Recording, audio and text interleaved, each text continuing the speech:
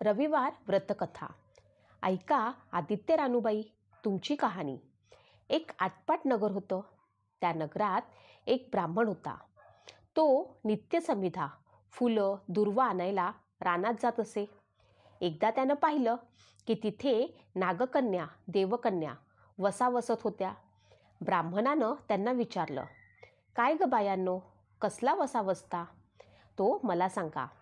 तेव्हा त्या म्हणाल्या, तुला रे वसा कशाला हवा? उतशील मातशील, घेतला वसा टाकून देशील. तेव्हा ब्राह्मण म्हणाला, उतत नाही मातत नाही, घेतला वसा टाकीत नाही. तेव्हा त्या म्हणाल्या, श्रावण मास येईल तेव्हा पहिल्या आदित्यवारी मौनयानं उठावं, सचीळ स्नान करावं, अग्रोदक पाणी आणावं, विड्याच्या पानावर रक्तचंदनानं आदित्य रानूबाई काढावी, 6 रेघांचं मंडळ करावं, 6 सुतांचा तातू करावा, त्याला 6 गाठी द्याव्या, पानफूल व्हावं, पूजा करावी, पानाचा विडा, फुलांचा झेला, दशांगाचा धूप, गुळ खोबऱ्याचा नैवेद्य दाखवावा, 6 मास चाळावी, 6 मास पाळावी, माघी रथसप्तमी संपूर्ण करावं. संपूर्णाला काय करावं? गुळाच्या पोळ्या, बोटव्याची खीर, लोणाकड तूप, मेहून जेवण सांगावं. असेल तर चिरचोळी द्यावी, नसेल तर जोड गळसरी द्यावी, ती नसेल तर 2 पैसे दक्षिणा द्यावी आणि आपल्या वंशाचं उद्यापन करावं. असा वसा ब्राह्मणानं केला. त्याला सूर्यनारायण प्रसन्न झाला. भाग्यलक्ष्मी आली. तेव्हा राजाच्या राणीनं ब्राह्मणाला बोलावणं धाडलं. ब्राह्मण राजाकडे जाऊ भिवू लागला, कापू लागला. तेव्हा राजाच्या राणीनं सांगितलं, भिवू नका, कापू नका, तुमच्या मुली आमच्या इथे द्या. तेव्हा ब्राह्मण म्हणाला, आमच्या मुली गरिबाच्या, तुमच्या घरी कशा द्याव्या? दासी कराल, बटकी कराल. राणी म्हणाली, दासी करीत नाही, बटकी करीत नाही, राजाची राणी करू, प्रधानाची राणी करू. मार्गेश्वराचा महिना आला. ब्राह्मणानं लगीन करून मुली दिल्या. एक राजाच्या घरी दिली, दुसरी प्रधानाच्या घरी दिली. गेल्या पावली मुलींचा समाचार घेतला नाही. 12 वर्षांनी समाचारास ब्राह्मण निघाला. राजाच्या घरी गेला. लेकीनं बसायला पाट दिला, पाय धुवायला पाणी दिलं. बाबा बाबा, गुळ खा, पाणी प्या. गुळ खात नाही, पाणी पित नाही, मला कहाणी सांगायची आहे, तू ऐक. तेव्हा मुलगी म्हणाली, तुझी कहाणी ऐकायला मला वेळ नाही. राजा शिकारीला जाणार आहे, त्याला जेवायला उशीर होईल. तोच त्याचे मन राग्याला. तेथून निघाला, प्रधानाच्या घरी गेला. तिनं पाहिलं आपला बाप आला म्हणून बसायला पाट दिला, पाय धुवायला पाणी दिलं. बाबा बाबा, गुळ खा, पाणी प्या. ब्राह्मण पुन्हा म्हणाला, गुळ खात नाही, पाणी पित नाही, मला कहाणी सांगायची आहे, ती तू अगोदर ऐक. तेव्हा लेक म्हणाली, तुझी कहाणी नको ऐकू तर कुणाची ऐकू? घरात गेली, उतरडीची 6 मोती आणली. 3 आपण घेतली, 3 बापाच्या हातात दिली. त्यानं मनोभावे कहाणी सांगितली. लेकीनं चित्तभावे ऐकली. नंतर जेवून खाऊन बाप आपल्या घरी आला. बायकोनं विचारलं, आपल्या मुली कशा आहेत? तेव्हा ब्राह्मण म्हणाला, जिनं कहाणी ऐकली नाही ती दारिद्र्यानं पिडली, दुःखानं व्यापली. राजा मुलुखावर निघून गेला. जिनं कहाणी ऐकली ती भाग्यानं नांदत आहे. ब्राह्मणाच्या राजाच्या घरी असलेली लेक खरोखरच दरिद्री झाली. तिची अन्नदशा झाली. एकदा तिनं आपल्या लेकाला सांगितले, आपली मावशी समृद्धीत नांदत आहे, तिकडे जाऊन काही दिलं तर घेऊन ये. पहिल्या आदित्यवारी पहिला मुलगा उठला. तळ्याच्या पायी जाऊन उभा राहिला. अगं अगं दासींनो, तुम्ही दासी कुणाच्या? आम्ही दासी प्रधानाच्या. प्रधानाच्या राणीला जाऊन सांगा, तुमच्या बहिणीचा मुलगा आला आहे. दासीनं जाऊन हा निरोप राणीला दिला. तेव्हा तिनं विचारले, कसा आला आहे? दासीने सांगितले, तळ्याच्या पाळीला उभा आहे. तेव्हा दासीनं सांगितले, त्याला परसदारानं घेऊन या. दासी तळ्याजवळ गेल्या आणि त्याला परसदारानं घेऊन आल्या. नाऊ माखू घातलं, पितांबर नेसायला दिलं, जेऊ खाऊ घातलं, कोहळा पोखरला, त्यात होन मोहरा भरल्या. मुलगा आनंदानं आपल्या घरी जाण्यास निघाला. तो वाटेनं आपला जाऊ लागला. तो सूर्यनारायण माळ्याच्या रूपात आला. त्याच्या हातचा कोहळा काढून नेला. मुलगा दुःखी होऊन घरी गेला. त्याच्या आईनं विचारलं, काय रे बाबा, मावशीनं काय दिलं? तेव्हा मुलगा म्हणाला, दैवे दिलं, कर्मानं नेलं. कर्माचं फळ पुढे उभं राहिलं. मावशीनं दिलं होतं, पण सर्व गेलं. हे ऐकून त्याच्या आईला वाईट वाटलं. पुढे दुसऱ्या आदितवारी दुसरा मुलगा गेला. तळ्याच्या पाळी जाऊन उभा राहिला. अगं अगं दासींनो, तुम्ही दासी कुणाच्या? दासी म्हणाल्या, आम्ही दासी प्रधानाच्या. तेव्हा मुलगा म्हणाला, प्रधानाच्या राणीला निरोप सांगा. त्यांनी तसे जाऊन सांगितलं. मग प्रधानाच्या राणीनं त्याला घरी नेऊन न्हाऊ माखू घातलं, पितांबर नेसायला दिलं, जेऊ खाऊ घातलं, काठी पोखरून होन मोहरांनी भरून दिली. बाबा, ठेवू नको कुठे, विसावा घेऊ नको, जतन करून घरी घेऊन जा म्हणून सांगितलं. तो जेव्हा जाऊ लागला तेव्हा वाटेत सूर्यनारायण गुराख्याचं रूप घेऊन आले. हातची काठी काढून घेतली. घरी गेला. झालेला गोष्ट आईला सांगितली. दैव दिले, पण कर्मानं नेलं. त्याची आई पुन्हा दुःखी झाली. पुढे तिसऱ्या आदितवारी तिसरा मुलगा गेला. तळ्याच्या पाळी उभा राहिला. त्यालाही पहिल्यासारखंच प्रधानानं घरी नेऊन न्हाऊ माखू घातलं, पितांबर नेसायला दिलं, जेऊ खाऊ घातलं, नारळ पोखरून होन मोहरांनी भरून दिला. ठेवू नको, विसरू नको म्हणून सांगितलं. घरी जाताना विहिरीत उतरला. तो गडबडून विहिरीत पडला.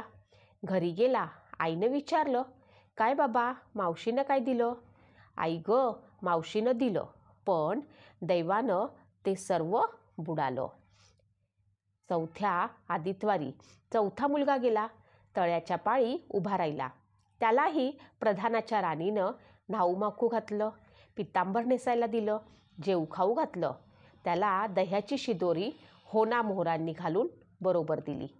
तेव्हा सूर्यनारायण घारीच्या रूपानं आला. हातची शिदोरी घेऊन गेला. घरी गेला. आईनं विचारलं, काय रे बाबा, मावशीने काय दिलं? आई, मावशीने दिलं, पण दैवानं ते सर्व नेलं. पाचव्या आदितवारी मात्र ती स्वतः निघाली. तळ्याच्या पाळी उभी राहिली. दासींनी तिचा निरोप तिच्या बहिणीला सांगितला. बहिणीने तिलाही परसदारानं घरी नेलं. न्हाऊ घातलं, माखू घातलं, बसायला पाट दिलं. प्रधानाची राणी आदितवाराची कहाणी करू लागली. काय वसा करतेस, मला पण सांग. बहीण म्हणाली, अगं अगं चांडाळनी, पापानी, बापाची कहाणी ऐकली नाहीस म्हणून तुला दरिद्री आलं. राजाच्या राणीनं विचारलं, कसं? मग बहिणीनं तिला सारी कहाणी समजावून सांगितली. ती राजाची राणी बहिणीच्या घरी राहिली. बहिणीने सांगितल्याप्रमाणे सूर्यनारायणाची पूजा केली. इकडे राजाला भाग्य आलं. राजानं बोलावू धाडलं. मावशी मावशी, तुला छत्र आली, चामड आलं, पाईक आले, परवर आले. मला रे पापिनीला छत्र कोठली, चामरं कोठली, पाईक कोठले, परवर कोठे? बाहेर जाऊन दाराशी बघतात, तो राजा बोलावू आला आहे. राजा आला तशी ती घरी जायला निघाली. एकमेकींना बहिणींना आहेर केले. वाटेनं जाऊ लागली. पहिल्या मजलेस स्वयंपाक केला. राजाला वाढलं, मुलांना वाढलं, आपली पानं वाढून घेतलं. तो कहाणीची आठवण झाली. करा रे हाकारा, पिटा रे दंडोरा, नगरात कोणी उपाशी आहे का, याचा शोध करा. तुझ्या बाई कहाणी ऐकून मला काय फळ, माझं पोट भरलं पाहिजे, असं म्हणून लाकूड तोड्या राणीकडे आला. तशी 6 मोते राणीनं घेऊन 3 त्याला दिली, 3 आपल्या हातात ठेवली. मनोभावे कहाणी सांगितली. चित्तभावे त्यानं ऐकली. त्याची लाकडाची मोळी होती ती सोन्याची झाली. तो म्हणाला, बाई बाई, कहाणी ऐकल्यानं एवढं फळ, मग वसा घेतल्यानं काय फळ? काय वसा आहे तो मला सांग. तुला रे वसा कशाला हवा? उतशील मातशील, घेतला वसा टाकून देशील. उतत नाही मातत नाही, घेतला वसा टाकत नाही. तेव्हा तिनं वसा सांगितला. पुढं दुसऱ्या मजलेस गेली. स्वयंपाक केला. राजाला वाढला, मुलांना वाढला, आपलं पान वाढून घेतलं. तेव्हा कहाणीची आठवण झाली. करा रे हाकारा, पिटा रे दंडोरा, नगरात कोणी उपाशी आहे का, याचा शोध करा. उपाशी नाही काही नाही, माळ्याचा मळा पिकत नाही, विहिरीला पाणी लागत नाही, असा एक माळी चिंतेनं बसला आहे. त्याला हाक मारली, आमच्या बाईची कहाणी ऐक. तो आला. राणी 6 मोते घेऊन 3 आपण घेतली आणि 3 माळ्याला दिली. राणीनं कहाणी मनोभावे सांगितली. चित्तभावे माळ्यानं ऐकली. माळ्याचा मळा पिकू लागला. विहिरीचं पाणी आलं. तो म्हणाला, बाई बाई, कहाणी ऐकल्यावर एवढं फळ, मग वसा घेतल्यानं काय फळ? काय वसा असेल तो मला सांगा. मग राणीनं त्याला वसा सांगितला. पुढे 3ऱ्या मजली गेली. स्वयंपाक केला. राजाला वाढलं, मुलांना वाढलं. आपलं पान वाढून घेतलं. तेव्हा तिला कहाणीची आठवण झाली. करा रे हाकारा, पिटा रे दंडोरा, नगरात कोणी उपाशी आहे का, याचा शोध करा. उपाशी नाही काही नाही. एक म्हातारी, तिचा एक मुलगा वनात गेला होता. एक डोहात बुडाला होता. एक सर्पानं खाल्ला होता. त्यामुळे चिंताक्रांत बसली होती. तिला म्हणाले, आमच्या बाईची कहाणी ऐकू. ती म्हणाली, कहाणी ऐकून मी काय करू? मी मुलांसाठी रडते आहे. बरं, येते. मग ती राणीकडे आली. राणीनं पहिल्याप्रमाणे तिला कहाणी सांगितली. तिनं चित्तभावे ऐकली. तिचा मुलगा वनात गेला होता. तो आला. डोहात बुडाला होता. तो आला. सर्पानं खाल्ला होता. तो पण आला. ती म्हणाली, बाई बाई, कहाणी ऐकल्यानं हे फळ, मग वसा घेतल्यानं काय फळ? काय वसा तो मला सांगा. मग राणीनं तिलाही वसा सांगितला. पुढं 4थ्या मजलेस गेली. स्वयंपाक केला. राजाला वाढला, मुलांना वाढला. आपलं पान वाढून घेतलं. तेव्हा कहाणीची आठवण झाली. करा रे हाकारा, पिटा रे दंडोरा, नगरात कोणी उपाशी आहे का, याचा शोध करा. उपाशी नाही काही नाही, काना डोळा मासाचा गोळा, हात नाही पाय नाही, असा एक मनुष्य रस्त्यामध्ये होता. त्याच्या अंगावर तांब्याभर पाणी ओतलं. पालथा होता, तो उताना केला. 6 मोते होती. 3 मोते त्याच्या बेंबीवर ठेवली. 3 मोते आपण घेतली. राणीनं मनोभावे कहाणी सांगितली. त्यानं ऐकली. त्याला हातपाय आले. देह दिव्य झाला. तो म्हणाला, कहाणी ऐकल्याचं एवढं फळ, मग वसा घेतल्याचं काय फळ? काय वसा तो मला सांगा. मग राणीनं त्याला वसा सांगितला. 5व्या मुक्कामाला घरी आली. स्वयंपाक केला. सूर्यनारायण जेवायला आले. 7 दरवाजे उघडले. लोह घंगाळ पाणी तापवलं. पदरस पंचपक्वान जेवायला केली. सूर्यनारायण भोजनाला बसले. त्यांना पहिल्या घासाला केस लागला. ते म्हणाले, अगं अगं, कोणाच्या पापिनीचं केस आलं? राजाच्या राणीला 12 वर्ष दरिद्र आलं होतं. तिनं आदितवारी वळचरणीखाली बसून केस विंचरले. काळं चव्हाळ डोईचा केस, वळचणीची काडी, डाव्या खांद्यावरनं वेशीबाहेर टाकून दे. राजाच्या राणीला सूर्यनारायणाचा कोप झाला. तसा कोणाला होऊ नये.